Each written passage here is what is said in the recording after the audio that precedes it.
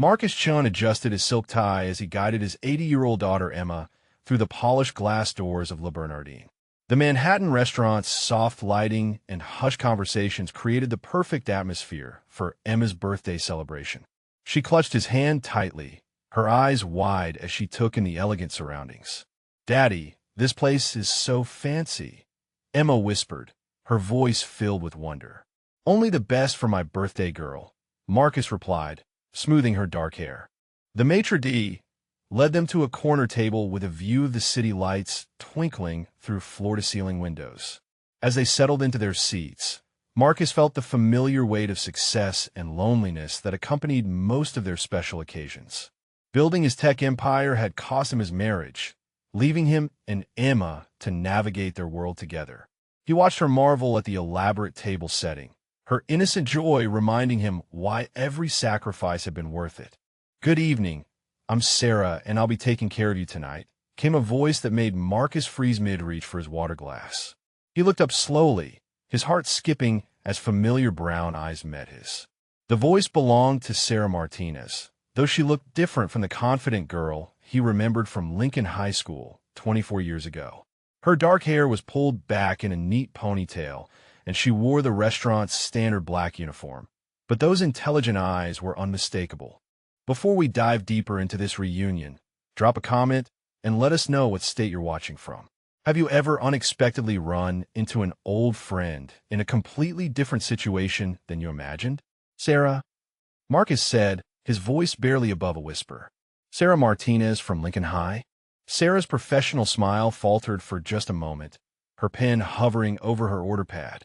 Recognition flickered across her face, followed by something that looked like embarrassment. "Marcus Chun," she said softly, her voice carrying the weight of years between them. "I thought that was you."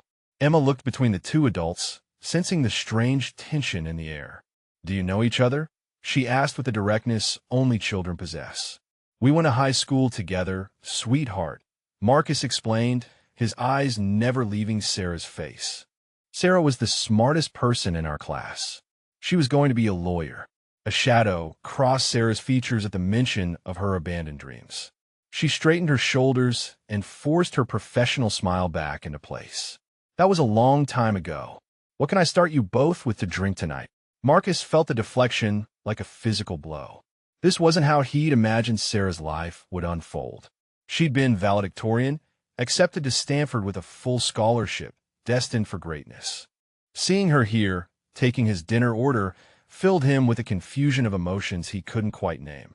"I'll have a sparkling water, and Emma would like a chocolate milk," he said, buying himself time to process this unexpected reunion. Sarah nodded and jotted down their order. "I'll be right back with those drinks. Take your time looking over the menu." As she turned to leave, Emma called out, "I like your smile. It's really pretty." Sarah paused, her expression softening genuinely for the first time. "Thank you, honey. That's very sweet of you to say." When Sarah disappeared toward the kitchen, Emma tugged on Marcus's sleeve. "She seems nice, Daddy, but she looks sad." Marcus stared after Sarah, his daughter's innocent observation hitting closer to truth than he was comfortable admitting. Sarah returned with their drinks, setting them down carefully on the pristine tablecloth. She had just begun explaining the evening specials when a sharp voice cut through their conversation. "Martinez, Table 12 is still waiting for their appetizers," snapped a thin man in an expensive suit, his tone dripping with condescension.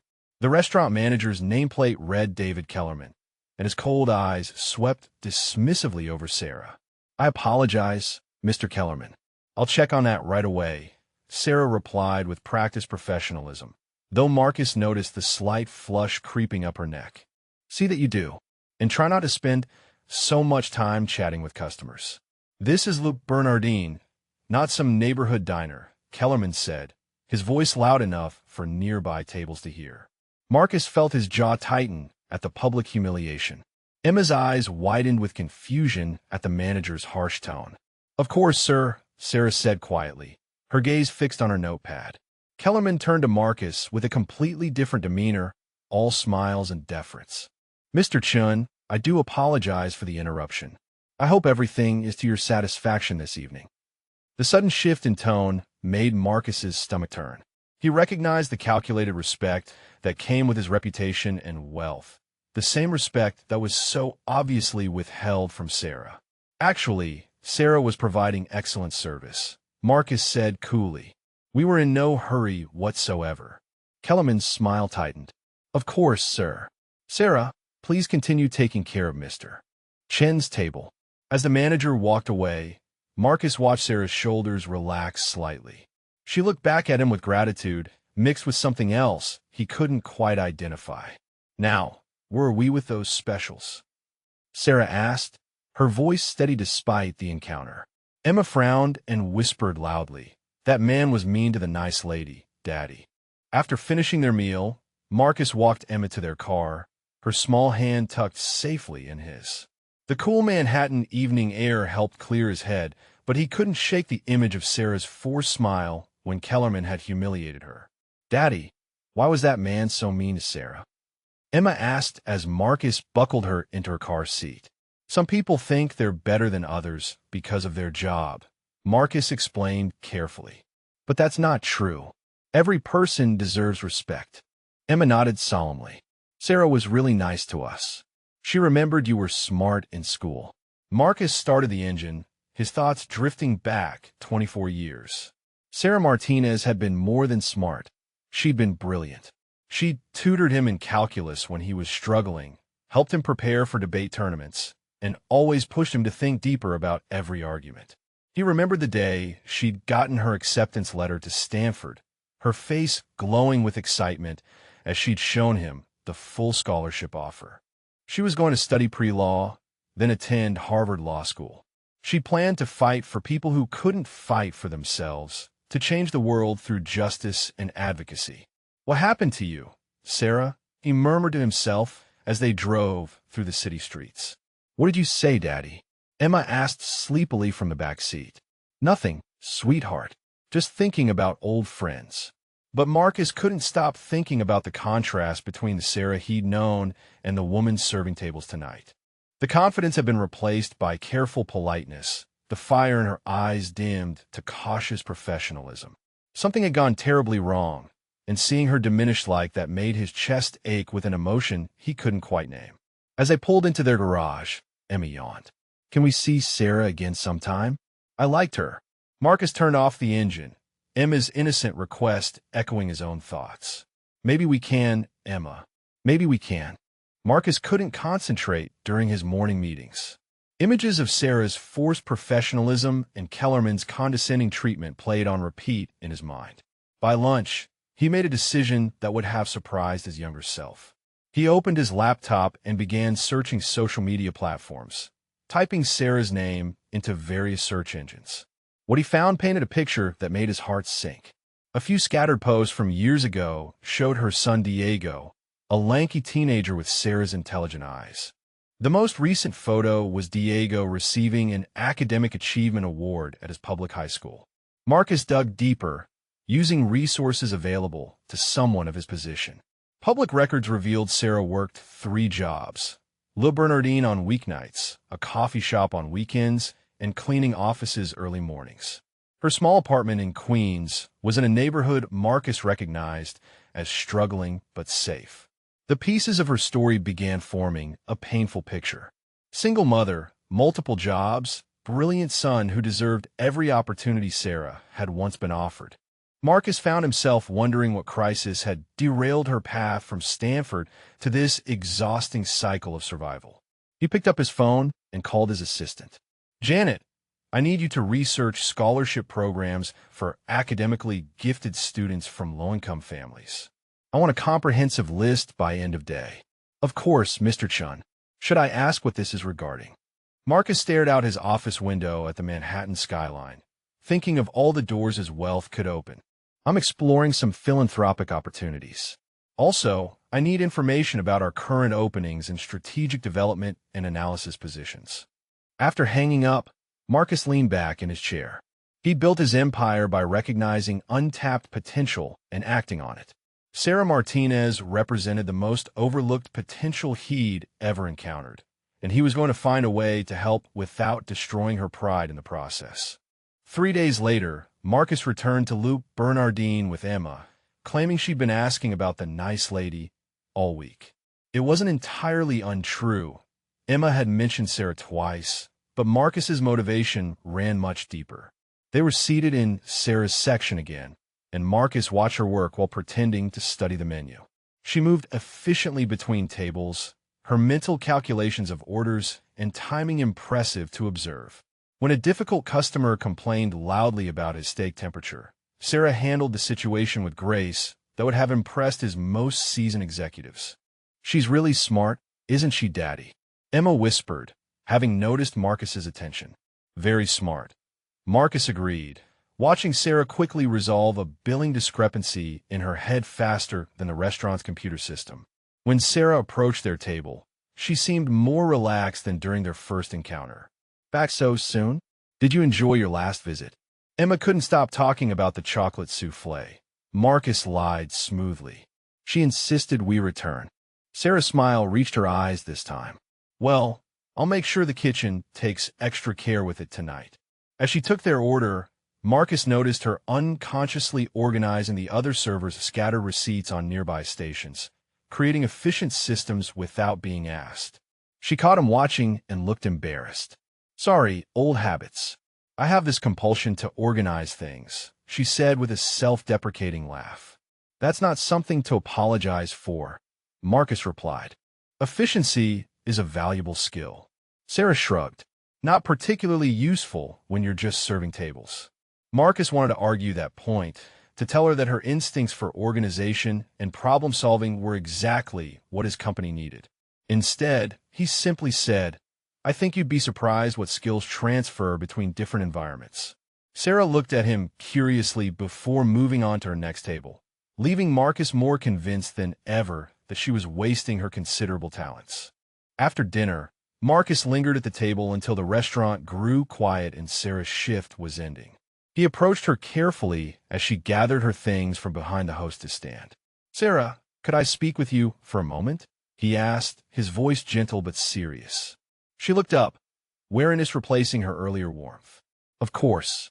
Is everything all right? Was there something wrong with your service tonight?" "Nothing wrong at all. Actually, I wanted to talk to you about something completely different." Marcus took a breath, choosing his words carefully. "I've been thinking about our conversation the other night, and I have a proposition for you." Sarah's posture stiffened. "Marcus, if this is about money or some kind of charity." "It's not charity," he said quickly. "It's business. I run Chin Technologies, and we're looking for someone with strong analytical skills for our strategic development team. The position requires someone who can think quickly, organize complex information, and solve problems under pressure." Sarah stared at him for a long moment. "You're offering me a job because we went to high school together?" "I'm offering you a job because I've watched you work. The way you handled that difficult customer, how you organize those receipts without thinking, your mental math skills. Those aren't common abilities, Sarah." She shook her head, backing away slightly. "Marcus, I appreciate the gesture, but I'm a waitress. I serve food and take orders. I don't have business experience or a college degree or—" "You have intelligence," Marcus interrupted. "Everything else can be taught." Sarah's eyes filled with something between hope and terror. "I can't. I have responsibilities, bills, my son's future to think about. I can't risk the stable income, one half for some fantasy that I could be more than what I am." Marcus felt his heart break a little at her words. "Sarah, you're already more than what you think you are." Sarah shook her head firmly, clutching her purse like a shield. "I can't, Marcus. I appreciate what you're trying to do, but this isn't realistic. I'm 41 years old with a high school diploma and 20 years of service jobs. Your company needs real professionals, not someone playing dress-up." Marcus watched pain flicker across her features as she spoke, each self-deprecating word cutting deeper than the last. "Sarah, you're not giving yourself nearly enough credit." "Credit for what?" she asked, her voice rising slightly. "For memorizing dinner specials? For balancing plates on my arm? Those aren't skills that translate to corporate boardrooms. Marcus, what about when you resolved that billing error tonight in seconds?" or how you reorganize the entire hostess station without anyone asking. You see problems and fix them instinctively. Sarah's laugh held no humor. That's just survival. When you work 3 jobs, you learn to be efficient or you burn out. Exactly, Marcus said, leaning forward. That's strategic thinking under pressure. That's resource management. That's leadership. No, that's desperation, Sarah countered, her eyes glistening. And I can't afford to risk my son's stability on your generous interpretation of my waitressing skills. Marcus felt the weight of her fear and the years of beaten-down dreams in her voice. What if I could prove to you that you're capable of more? What if there was a way to test your abilities without risking your current income? Sarah studied his face, searching for pity or condescension. Finding neither, she asked quietly, "What are you suggesting?" "Give me 1 week," Marcus said. "Let me show you what you're truly capable of." Sarah hesitated, torn between hope and terror. "And if I fail, then you'll know for certain." "But Sarah, what if you don't?" 2 days later, Marcus arrived at Loop Bernardine carrying a manila envelope. Sarah approached his table with cautious curiosity, having agreed to hear his proposal, but still deeply skeptical. "What's in the envelope?" she asked, setting down his coffee. "A real business challenge my company is facing," Marcus replied, sliding the folder across the table. "We're launching a new app targeting working parents, but our market research feels disconnected from our actual audience." Sarah's eyebrows raised. "And you want me to look at it?" "I want you to solve it," Marcus said simply. "You're a working parent juggling multiple responsibilities. You understand time management, financial pressure, and efficiency in ways my MBA consultants never will." Despite herself, Sarah found her fingers drawn to the envelope. She pulled out the papers and began scanning the market analysis, her expression shifting from skepticism to focused concentration. "This data doesn't make sense," she said after several minutes, pointing to a chart. "They're targeting high-income households, but those families have resources for childcare and meal services. Working parents who actually need efficiency apps are in different income brackets entirely." Marcus leaned back, watching her mind engage with the problem. "Go on. Your user interface is too complicated. When I'm running between jobs with Diego's school schedule in my head, I need something that works in 30 seconds or less. And the pricing model is wrong. You're asking for upfront annual payments from people living paycheck to paycheck." Sarah suddenly stopped, realizing she'd been critiquing a multi-million-dollar company strategy. "I'm sorry. I shouldn't have." "Don't apologize," Marcus said firmly. "In 5 minutes, you've identified 3 fundamental flaws that our expensive consultants missed. Take the project home. Show me what you do differently." Sarah stared at the papers, feeling something she hadn't experienced in years: intellectual excitement. "You really want my opinion?" "I want your solution," Marcus replied. 1 week, Sarah. Show me what you can do." The morning sun cast long shadows across the manicured lawns of the Sterling estate as Marcus Chun adjusted the final rose arrangement near the marble fountain. His weathered hands moved with practiced precision, each bloom positioned perfectly for the afternoon ceremony that would unite 2 of the wealthiest families on the East Coast. 12-year-old Emma appeared at his elbow, her school backpack slung over one shoulder. "Dad, you missed a spot on the fountain edge," she said, pointing to a barely visible water stain. Marcus smiled and wiped the marble clean. "What would I do without my quality control supervisor?" he said, ruffling her dark hair. "You sure you don't mind waiting in the staff break room during the ceremony?" Emma shrugged. "I brought my math homework. Besides, I like watching you make everything perfect. The rich people don't even notice how hard you work." Before we dive into this story, drop a comment and let us know what state you're watching from. Maybe you've seen similar wedding preparations where you're from. Marcus felt the familiar tightness in his chest. 3 years ago, he had been Dr. Marcus Chun, running a successful marriage counseling practice. Now he was simply the groundskeeper who arrived before dawn to ensure every detail met the Sterling family's impossible standards. The following Monday, Marcus stood before his board of directors with Sarah's presentation loaded on the conference room screen.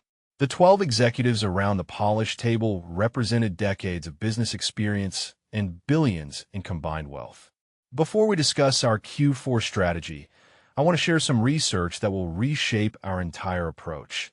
Marcus began, clicking to Sarah's first slide. For the next 30 minutes, he walked through her analysis point by point. The room grew increasingly quiet as the depth of her insights became clear. When he finished, the silence stretched uncomfortably long. "Who conducted this research?" asked Margaret Hayes, the company's chief marketing officer. "Sarah Martinez. She'll be joining us as Vice President of Strategic Development next week." "What's her background?" pressed board member Robert Shun, Marcus's uncle and largest investor. 20 years of real-world experience with our target demographic," Marcus replied confidently. Margaret leaned forward.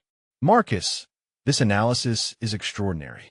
Her segmentation strategy could revolutionize how we approach working family markets. I want to meet with her immediately.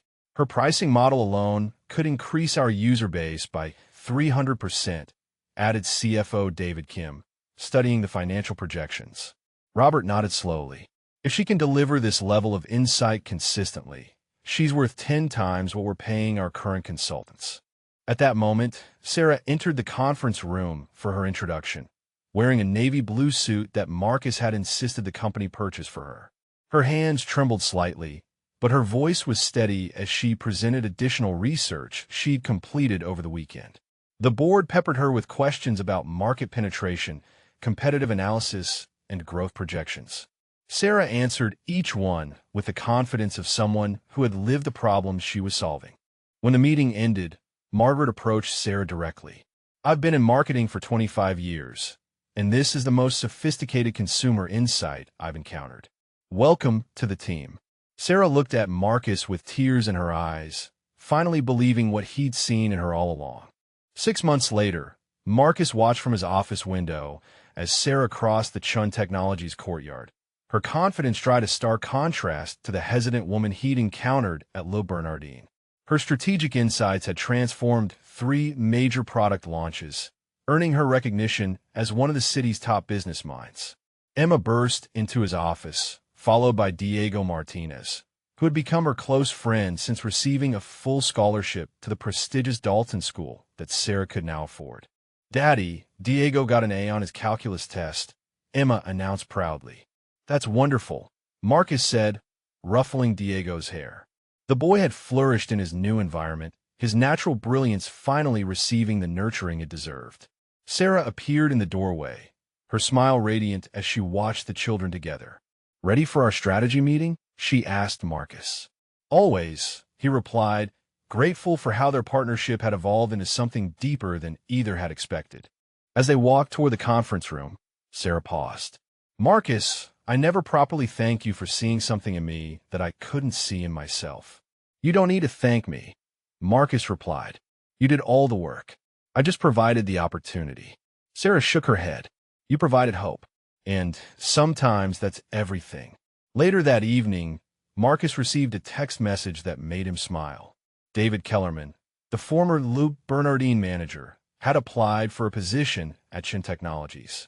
Sarah had recommended they pass on his application. At his daughter's suggestion, they celebrated with dinner at a small family restaurant where the staff treated every customer with genuine respect, regardless of their wealth or status. If this story of hidden potential and second chances touched your heart, please drop a comment and let us know your favorite part, or if you've ever witnessed similar overlooked talents in someone you know. Sometimes the most extraordinary people are hiding in the most ordinary places, waiting for someone to truly see them.